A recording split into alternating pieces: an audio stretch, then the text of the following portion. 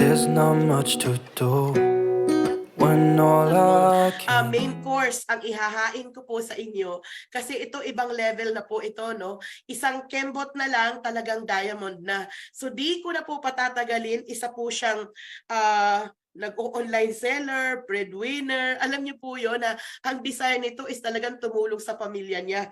So isa ito sa hinahangaan ko po ng mga millennial leader po dito sa Live Good. Newly promoted platinum, our every Saturday speaker, hinuhugot na speaker kahit anong araw pag walang ma-fill in. Grabe talaga ang sipag-sipag ng batang to. Hindi ko na patatagalin, no other than Coach Demi Cebuan. Coach, come in!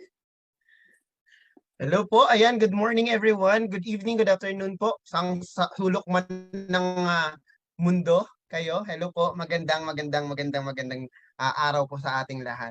And bago ng lahat po, gusto ko lang magpasalamat po sa aking direct upline, Coach Jericho Erinco. Siyempre sa mga mentors natin, Coach B, at sa lahat ng mga coaches natin na nandito ngayon. Dahil kung wala ho sila, wala tayo ngayon dito. Tama po ba? Kaya wag ko tayong magsawang magpasalamat sa kanila. Sabi nga nila, magkaroon po tayong tinatawag na gratitude attitude. Pag marunong tayo magpasalamat, babalik po sa atin yon ng siksik, liglig at umaapaw na biyaya. Di ba po? So, ayan, yung iba dito, karamihan po, syempre, nakikita nyo na po ako sa YouTube, sa social media, at nag-upload po ako ng mga video, short training videos, meron din yung mga inaabot ng 1 hour, para po ako ay makapag-share din po ng aking mga natutunan sa industry ng MLM and about sa Live Good. So ginagawa natin yon nang wala pong bayad kasi it may passion na. Kaya kailangan po maging passion po natin yung pag-share ng mga wisdom po kasi doon ho tayo humuhugot ng lakas. Kung may gusto tayong sabihin, i-post natin. Kung mayroon tayong may gusto tayong may naisip tayong sasabihin, i-record nyo na agad ho yun. Kasi pag hindi nyo na-record agad yun, mawawala ho yun. Makakalimutan mo na yun. Kaya dapat gawin ho natin yun. So, before anything else, syempre mag-share po ako ng aking experience at kung ano ba talaga ang nagbibigay sa akin ng apoy, kung bakit po patuloy po natin ginagawa si Live Good. Unang-una sa lahat, kaya ko po siya ginagawa because of what we call dreams. Kasi may pangarap po tayo. Kayo po ba ay may pangarap? Kasi kung ikaw may pangarap, dapat ginagawan mo ng paraan. So, si Live Good, isa sa mga way, isa po siya sa mga instrumento na binigay sa atin kung bakit naka-join tayo. It's just because si Live Good ay pinakamabilis na way para makuha natin yung pangarap natin.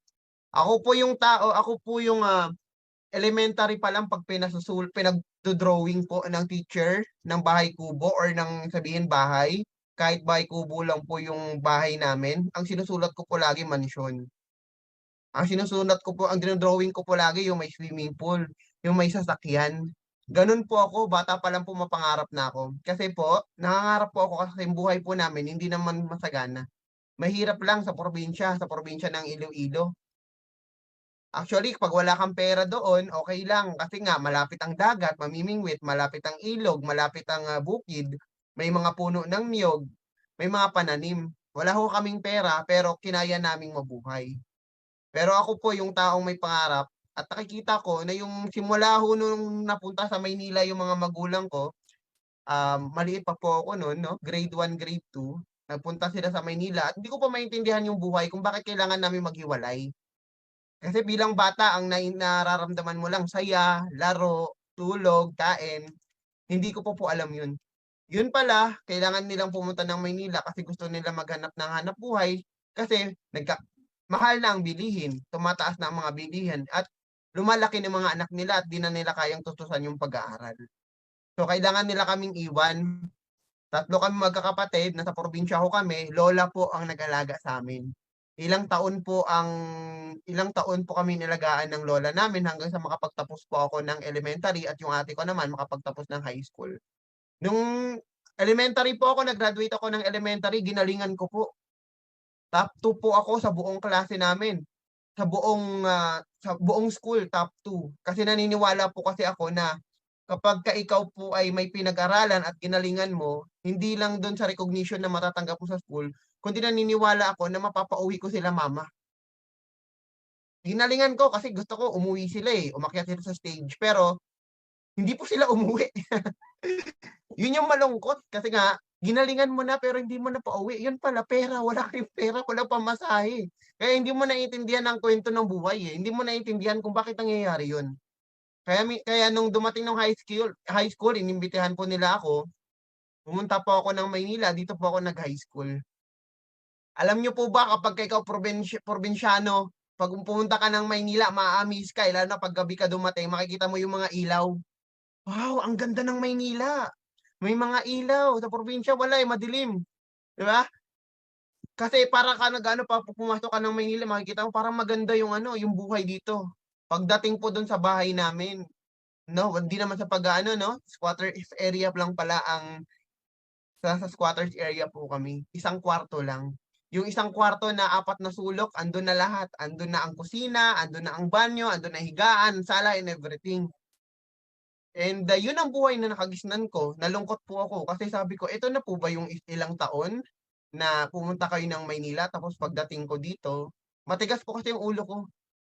Ako po yung nagrerebelde po, inaaway ko yung mama ko, papa ko, kasi nga ginagalingan ko sa school, pero hindi sapat kasi nga may gastos sa school.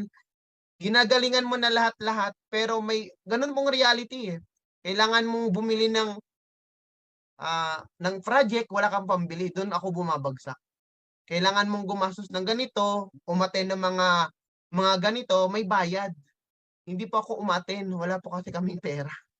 Hindi sapat na matalino ka lang, kailangan may pera ka din, that's the reality. Balik-baliktarin mo naman ang mundo. Kaya nung time na yon sabi ko napagtanto ko na, oo, okey lang na makapag-graduate ka, makapag-aral ka, makakuha ka ng trabaho.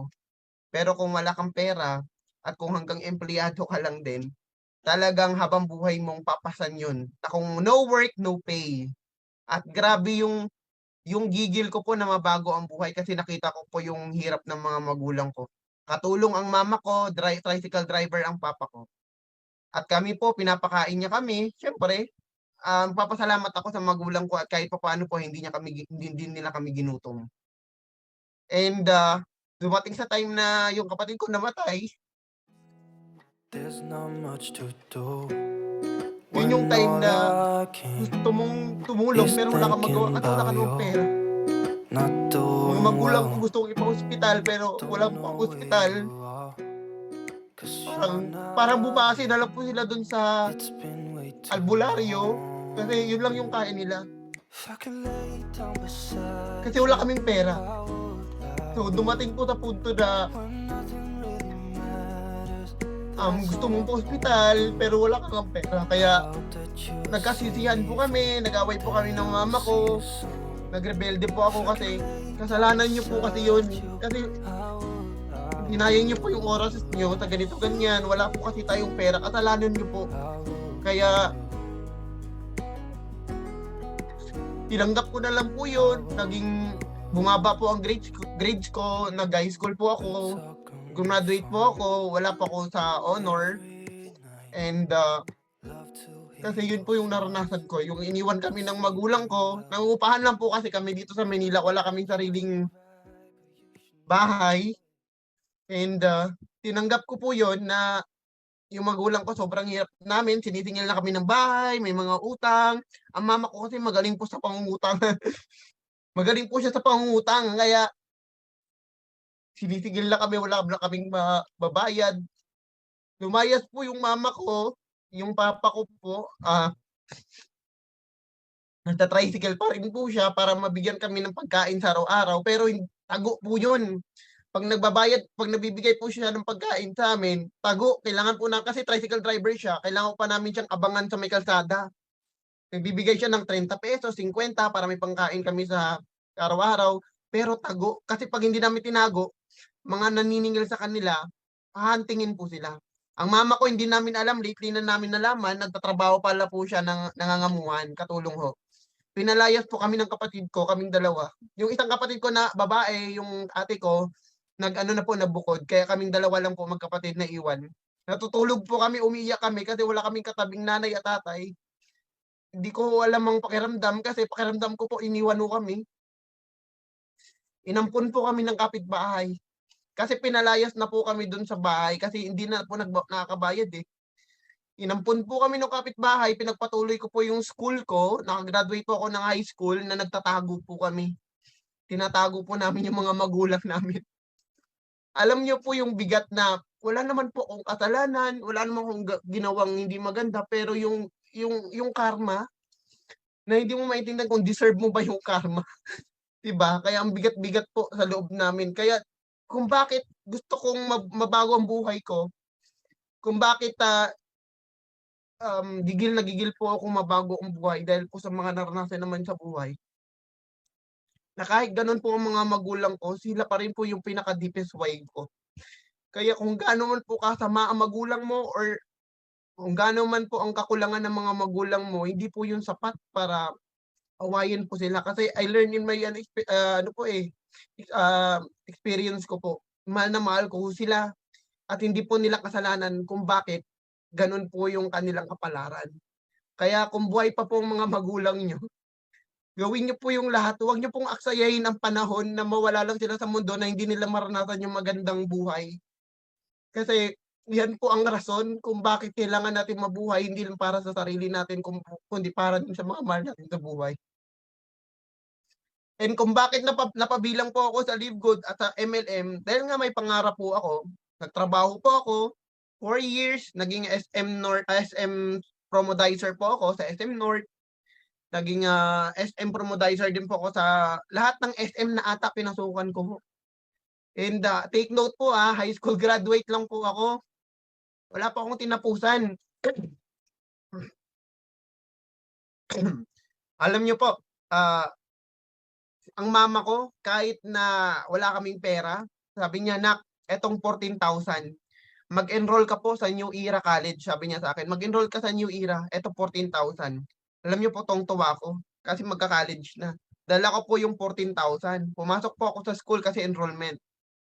Alam niyo po, nung pagpasok ko, nakita ko nakapila sa cashier. Nakita ko po may mga libro, may mga kasama ng bibitbitin. Yung dala ko yung pambayad lang sa tuition, hindi ko po inisip na may babayaran pang iba. Malapit na ho ako sa cashier, umatras po ako. Hindi ko po tinuloy. Kasi unang-una sa lahat yung 14K na dala ko, hindi ko alam kung hanggang dun lang yun or may mapo-produce pa yung magulang ko. Hindi ko alam.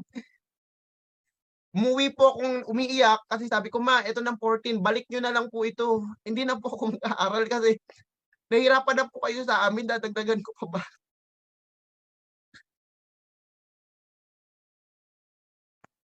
Kaya po hindi ako nakapag-college. Pero tanggap ko po yun. Nag-work po ako agad. Kahit 17 years old po ako, nag-work po ako. Dinaya ko po yung resume ko. Yung ginawa ko pong, actually 16, dinaya ko po yung resume ko para makapag-work na. Kasi nakikita ko hirap na hirap po yung mga magulang namin sa lahat ng gastusin. Kasi yung magulang ko po, mama ko, papa ko, nakita na po kami after ko mag-graduate ng high school. Lumayas na po kami dun sa nag-ampon sa'min kaya nagpapasalamat din po ako dun sa po sa amin kahit papaano po ay hindi po kami nagutom din. And nagkita na po kami ng mama at papa ko, yun po, nag-work na po ako nun bilang nagbebenta ng ice cream. Ang sahod ko po 170 pesos. First time ko mag-work, 170 pesos, 12 to 13 hours. Tulog lang yung pahinga mo. Tapos kala mo malaki na yung sahod mo kasi first time mo mag-work eh. Yung 50 pesos araw-araw binibigay, yung 120 yun po yung tinatabi. 50 pesos isang araw, pagkakasyahin mo po yun kasi yun yung allowance mo. Ibibili mo na lang ng noodles, yun na lang po, yun na talaga ulam ko na lang, noodles, pancit canton, lahat ng dilata na ata natikman ko na. Kaya napagtanto ko masarap pala talaga yung mga dilata, di ba? Masarap pala yung noodles lalo na kung wala ka namang choice. Wala ka ng choice, yun na lang ang kaya ng bulsa mo. Then, nagtiis po ako pero nagpapasalamat po ako kasi, yun po ay naranasan ko. Kung ano po ako ngayon, kung ano po yung pangarap na unti-unti kong natutupad, yun po ay dahil sa lahat ng naranasan ko. Kaya kung ikaw hindi ka pa nakakaranas ng parang downfall mo, wala pa po yan. Tandaan niyo po, mas marami pa pong mas malupit ang nararanasan kaysa sa nararanasan natin. Kaya kung gaano kalupit yung nararanasan natin sa buhay, ganun po kalupit yan ibabalik basta willing ka lang. Ganun po kalupit ibabalik yung biyaya basta willing ka lang. And dumating po sa punto, dahil gusto kong yumaman, gusto ko mabago ang buhay, pumasok po ako sa isang network marketing company, sikat po yan dito sa Pilipinas. Hanggang silver lang po ako doon. Akala ko ito na. Akala ko after 2 to 3 years, yayaman na ako. Patutupad ko na yung pangarap ko, maahon ko na kami sa kumunoy ng kahirapan. Pero guys, ang papa ko super negative na. Kasi mag-work ka na lang kasi ulit. Hindi yung magsiseminar ka, nagte-training ka, umuwi ka dito, wala kang pamasahe, gutom na gutom ka, mag-work ka na lang ulit. Kasi ganun po eh. Sa traditional network marketing, magpapanggap ka na may kinikita ka kahit wala ka ng kinikita. Nag-speaker po ako sa branch ng company na yon sa May Marikina. Marami po akong binabaliw ng mga guests. Nagpe-present po ako ng complan. Yung mayaman, malapit na daw ako makahit ng car. Pero sa totoo lang po, after ng presentation, manghihingi po ako sa upline ko pamasahe pa uwi. Nagtatago po ako kasi baka mamaya makita ako ng attendees na umattend ng seminar, nakasabit sa jeep pa uwi. May time po, wala yung upline ko. Wala akong mahingan. Nahiya po ako eh. Wala akong mahingan. Alam niyo po, pinaabot ko ng madaling araw bago ako umalis. Anong ginawa ko? Naglakad po ako from Marikina to Quezon City. Nilakad ko po yan. Galit na galit po ang papa ko. Pero alam niyo po, yung mama ko lang po yung kumapit sa akin. Umiiyak po kaming dalawa kasi parang best friend ko po yung mama ko eh. Kaya minsan pag nag-uusap kami ng mama ko, hindi mo po yan malalaman, ay mama mo yan. Kasi parang magkaibigan lang ako nag-uusap. Sabi mo, nak, pagpatuloy mo lang yan, tiwala ako sa'yo. Kahit wala na kaming kinakain, tiwala pa rin si mama ko. Kaya grabe yung pasalamat ko sa mama ko na hindi siya nawalan ng tiwala sa akin. Sobrang laki ng tiwala niya sa akin at siya yung binigay ni Lord. Kasi kung wala yung mama ko, wala akong pagkakapitan. Kaya paswerte po kayo kung may mga magulang po kayo or may mga mahal kayo sa buhay na naniniwala sa inyo kahit nasa pinaka-downfall na kayo. Nagtitiwala pa rin sa inyo yung tao. And hindi po ako naging successful doon sa dati kong MLM company. Pero nagpapasalamat din ako dahil sobrang dami ko pong naranasan sa buhay na pagtanto na hindi ganun kadali, na kailangan mong paghirapan yung success mo. Na kailangan mo maranasan to para maging magaling ka, na kailangan mong pagdaanan to para mapagtanto mo, na kailangan mong galingan sa buhay, na karapat dapat ka. Kaya pag may mga struggles tayo sa buhay, guys, huwag niyong laktawan. Namnamin nyo po yung experience nyo. That will be your fuel po para makuha yung mga success nyo sa buhay. Dahil po sa mga naranasan ko sa buhay, sa network marketing po, hindi po ako nawalan ng pag-asa. Nawala ako sa network marketing kasi kasi yung mga upline ko po nawala din. O walang nag-guide sa akin, nawala ako. Pero yung kaalaman ko po sa marketing, nagamit ko po sa pagba-buy and sell. So bumibili po ako ng items, tapos binebenta ko po, napapatubuan ko. So etong bahay na inuupahan namin, dati ang bahay na inuupahan namin, malapit sa kanal. 3,000 pesos per month pero sobrang hirap pa kaming bayaran. Yung bahay namin malapit sa kanal, andun yung aso, andun yung kusina, andun yung CR. Guys, hindi nyo maipaliwanag yung amoy. Pero sabi nga nila, pag sanay ka na, wala ka nang mararamdaman. Ngayon po, na-afford ko etong bahay na inuupahan namin, 18,000 per month. Wala po kaming laktaw. So imagine that guys, from 3,000 na hirap yung mama ko at papa ko, afford ko na po na mag-upa ng bahay dito, 18,000 per month. At meron pa akong inuupahan na isa pang bahay na ako pong sumasagot kasi doon nakatira yung kapatid ko, that 7,000 pesos per month naman. At never pa po kami na problema sa gastusin namin. So isa lang po yan sa mga patunay guys na wag ko kayong titigil. Kung nahihirapan po kayo, wag ko kayong titigil kasi kung hindi mato yung oras nyo, darating yung time nyo. Darating yung time nyo, kaya maniwala lang ko kayo. Dumating si Live Good sa buhay ko dahil kay Coach Jericho, in-offer niya sa akin. Nahiya pa yan mag-offer. Kasi sabi niya, kumikita na to baka mamaya hindi tanggihan niya to. Coach, nung dumating ka, sa totoo lang, in-offer mo sa akin dito, yun lang na bago Alam niyo po sa totoo lang, nabuhay ulit yung pangarap ko. Although etong yung stable na ang income ko, kaya ko nang maging komportable sa buhay.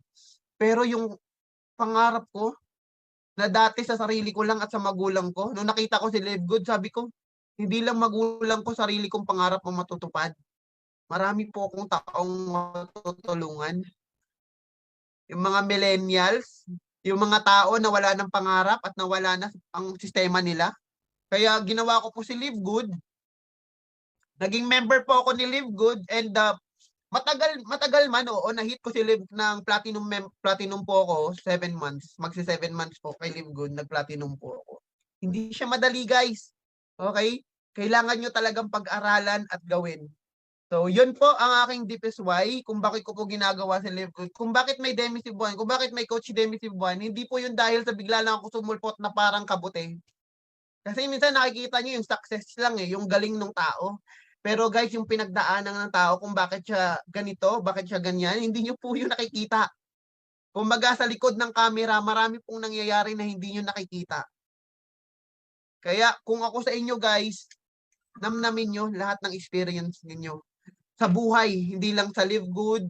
That's part of your life. That's part of your story. Yan yung mga gandang isi-share pag naging super successful ka na sa buhay mo.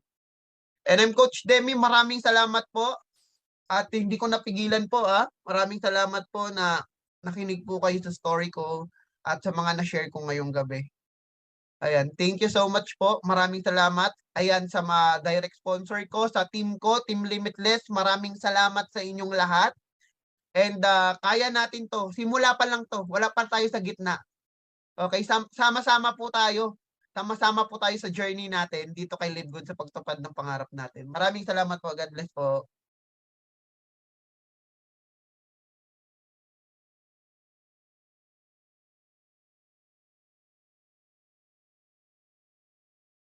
Hello.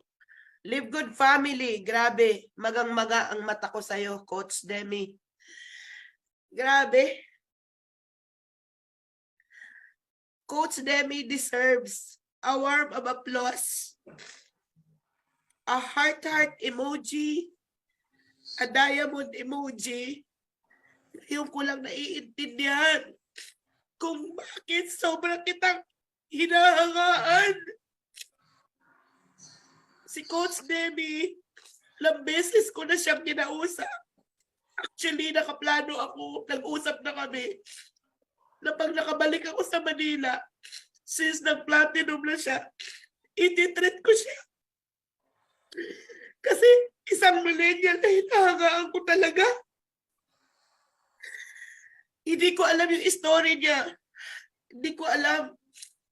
Pero grabe, napakabait na bata.